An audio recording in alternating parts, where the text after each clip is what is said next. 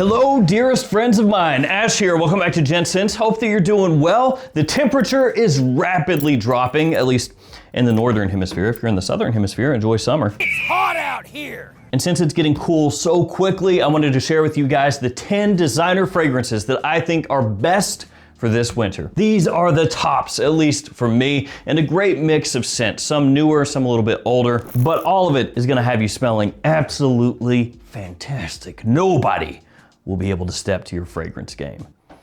Pretty much. I don't think that's really a thing, actually. I don't think anybody does that. Your fragrance game is weak, friendo. Weird.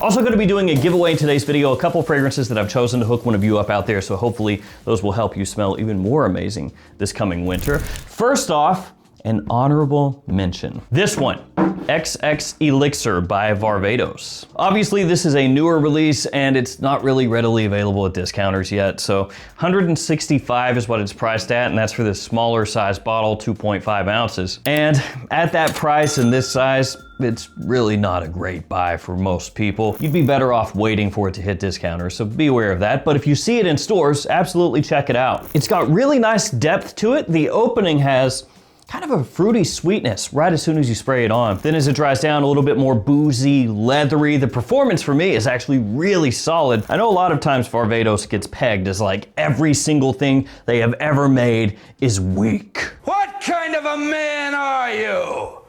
You're worthless and weak. But that's not necessarily the truth. I mean, some of them are, yes, but everything they've ever made, nah. Now, I'm not saying this is as strong as some of the other elixirs out there, but is it stronger than pretty much all the other Varvatos fragrances?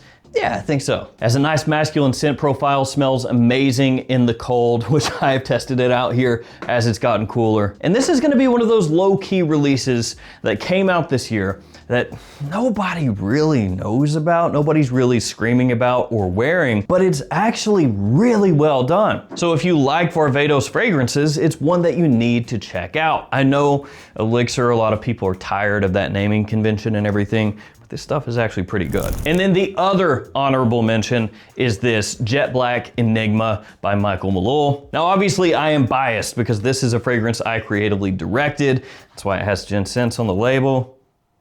So I'm biased, like I said. That's why I'm not putting this in the top 10 because it's not really fair to put it there. It's got a really nice warm spiciness to it, sweet as well. Oud is one of the notes, but it's not really an oud fragrance to me at all. It's more like spicy, warm, fizzy, and sweet. It's got great performance for me, solid compliment puller, very easy to use through winter, both daytime and nighttime. Just a great little warm, spicy scent to keep around anytime you want that kind of vibe. All right, top 10 time, and we are starting off with an absolute monster, at least in terms of how much I love it. It's Luna Rossa Black by Prada. Maybe not the biggest monster as far as performance. Some of those are coming up. It's got this kind of amber tonka musk vibe going on, a little bit creamy, slightly powdery, but not overdone. It smells mysterious, dark, sexy, intimate, sensual all at once.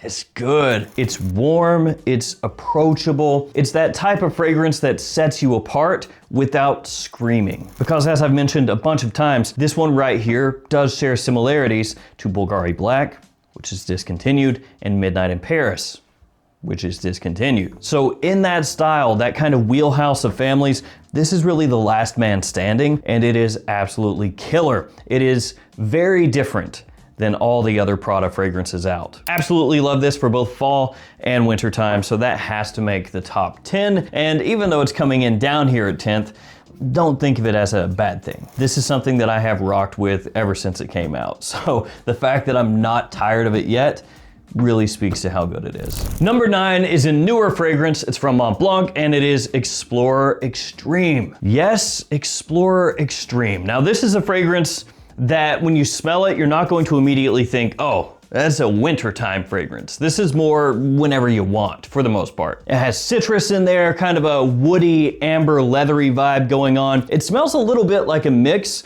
of Dior's Sauvage Elixir and then Absolu Invictus from Creed, leaning a little bit closer to Sauvage Elixir. So if you wanted to, you could almost approach this as a somewhat smoother wearing Sauvage Elixir alternative, kind of like that. Really, really good longevity. The stuff lasts forever. Projection is good as well. Maybe not quite as good as it is in terms of longevity. The projection is slightly lower than Beast Mode, but still very, very good. So this one gives me something that has great versatility. Can wear this during the day, can wear this during the evening. It has that complement factor, and after it's out at discounters for a while, the price is going to drop even further. And at that point, it becomes an even more alluring pickup. I bought it at full retail. Don't really regret that a bit. So Explorer Extreme gonna come in at number 9. Now, if you wanted to slag that one off, really the reason you would do it is because of the similarities to those other fragrances that I mentioned. But you know, the original Explorer, that one smells similar to Invictus, of course. And over time, people have realized like, it doesn't really matter that much. It's how good is the fragrance? How much do I want to wear it? And I do want to wear that one. So that's pretty much it. The next fragrance is absolutely stunning. But before we jump to that one, I want to let you guys know if you are on TikTok or you like short form content, follow me there at Gents at TikTok, or also here on YouTube, Extra Gents has a lot of shorts. And if you shop for fragrances at discounters, which you should, you'll save a lot of money. Here are some codes you can use to save even more money at those discounters. I have codes for JOMASHOP, Fragflex, the Perfume Box, and many, many more. So anytime you shop at any of these stores, use those codes. Number 8 is Armani code Eau de Parfum. At this point, if you want an Armani fragrance that smells similar to the discontinued Code Profumo, this is what you want. It has that familiar signature that Code Profumo had. Another one that's just really sexy, kind of walks that balance, that line between compliment monster, but also having a little bit of a sophisticated edge to it. So it's not just outright screaming for attention, you know, slapping people in the face with vanilla, though something like that is coming up later. This one has that rich, you know, tonka, leather, amber kind of scent profile. Bit of spicy fizziness in there, like a carbonated beverage almost when you first spray it on. Really good performance as well. Code Eau de Parfum, this stuff, fantastic. Number 7, going with Gentleman Society Ombre. To me, this is the best in the Gentleman Society lineup so far. It's possible they come out with one next year that's even better, but if they do, that stuff is gonna be insane. Because this already as is fantastic. It's got a decent amount going on. Tobacco, amber, vanilla with iris in there, also narcissus as well. So you get this floral kind of mid-tone to the scent. It's not necessarily an undertone, and it's also not really overly in your face. It's just blended together really well. It's refined, it's balanced, it has like a certain amount of designer elegance and polish that you don't see all that often. And it also has its own style, its own scent profile. So when you smell this one, you know right away, that's Society Ombre. It has its own vibe. And that's one of the things I really appreciate about this one. It gives me something different. Because even though I do love a whole lot of these fragrances that are kind of like, you know, mixing a whole bunch of different popular scents together, I dig that. Obviously, this one does that. But I also like to have some of those fragrances that when you smell them, you know right away, like, that's its own thing. We are up to number 6, which is this one, L'Homme Ideal Extreme by Guerlain. This stuff is awesome, and it has grown on me more and more ever since it came out. It's got kind of a cherry vibe to it, almond, tobacco, plum, really well balanced, almost luxurious to an extent, at least as much as you could say for a fragrance that does have a good amount of sweetness to it. It's another one with a nice sensual edge to it, refined for this type of scent as well. So it gives you that balance that a lot of people are looking for. It gives you enough sweetness that it's going to be able to get a lot of attention, but at the same time, it has a little grown-up edge to it, so you don't come across smelling like you're wearing, I don't know, liquid sugar. It's not gonna give you diabetes. There's enough in here to balance that sweetness out. Good performance, once again, just really sexy stuff. And this is a fragrance that a lot of people in the fragrance world know about, but at least in the US, your average bros who are going out to Sephora, Macy's, stuff like that, they don't really know about this unless they've been following along with you know, people in the fragrance world for a while. And then they're like, oh, of course I know, but you know, your average dude out there, they don't know. Super, super good. All right, we are in the top 5, and at number 5 is going to be a newer release, Gucci Guilty Absolu de Parfum. It's kind of an interesting name here, Guilty Absolu. They already had Guilty Absolute with the TE on the end, and that one was kind of a huge flop. Now, I'm not saying you should not like that fragrance. If you like it, obviously wear that bad boy out. What I am saying is when they released it, they were really hoping it was gonna take off, and it just did not. And I guess they were like, well, it's been enough time. Nobody remembers Guilty Absolute, so we'll come out with something with a very similar name, but it will be a completely different fragrance. So that's what they've done. In terms of the note breakdown and the smell, this one has a number of similarities to Gucci Guilty Elixir. So orange blossom is in here. It also has almond. It has rum off the top. As it dries down, tonka, benzoin, vanilla, and labdanum, some of the additional notes in there. So as you can see, a lot of warm, rich, resinous notes in the fragrance. Extremely sophisticated. It has a slight little bit of smokiness that cuts through. Like Gucci Guilty Elixir, it's gonna remind you a little bit of fragrances like Parfums de Marly's Pegasus and Reflection Man from Amouage if they were kind of blended together. You're gonna get, of course, with this one, extreme staying power. This stuff sticks around. Very, very, very long lasting. Projection, extremely good as well. And to an extent, this is essentially taking Guilty Elixir, that style of fragrance, and pushing it a little further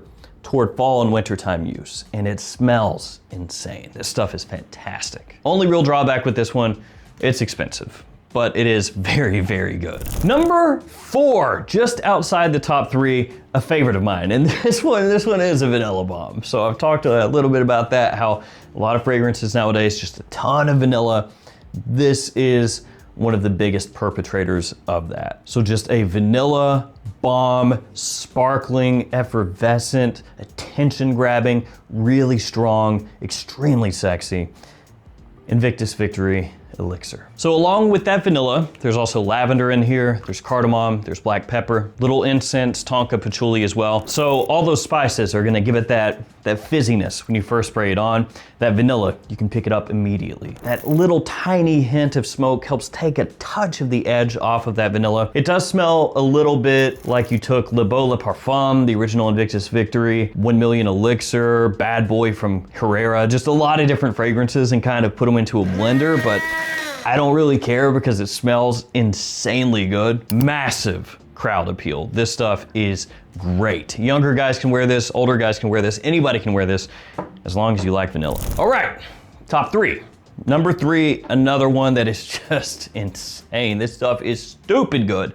Scandal Absolu, Jean-Paul Gaultier. This one is a dense chestnut vanilla adjacent kind of vibe. Doesn't officially have vanilla as a note, I don't believe. Neither does it have caramel, but there's also kind of a caramel vibe in here as well. Official note breakdown, Mirabelle Plum, sandalwood, and the chestnut. It's loud, it's modern, but at the same time, it does have a refined edge to it. Another one that's just a huge compliment puller, and this one just, every time I smell it, it gets better and better and better. And I think that if you're gonna have just one Scandal fragrance, or one fragrance from the line, probably be this one. Now, if you wanted to go a little bit dressier, a little more grown up, you could go with the Le Parfum. If you want a slight more of a lean towards the aromatic side, get the original Scandal. But I think for most people, for what they're gonna be looking for from that line, probably this one. Let's go ahead and do the giveaway now, then we'll do the top 2. So the giveaway, a couple fragrances, like I said. Both of these are clone fragrances. So Lattafa's Assad Bourbon right here. And then over here, their competitors are Moff Club de Nuit Intense Man. This one, the Extrait de Parfum. There are so many different Club de Nuit Intense Mans. I can't just say Club de Nuit Intense Man because you'd be like, which one? There's like 60. Well, I guess you could tell because it's got the smaller box and everything, but whatever.